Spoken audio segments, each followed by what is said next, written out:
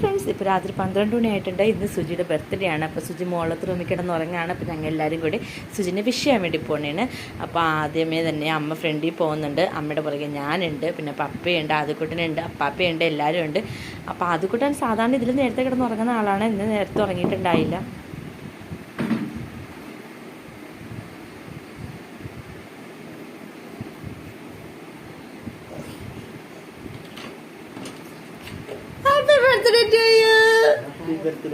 അങ്ങനെ വിഷ് ചെയ്തു, ഞാൻ വിഷ് ചെയ്തു, അമ്മ വിഷ് ചെയ്തു, അങ്ങനെ എല്ലാവരും വിഷ് ചെയ്തു, ഗിഫ്റ്റൊക്കെ കൊടുത്തു.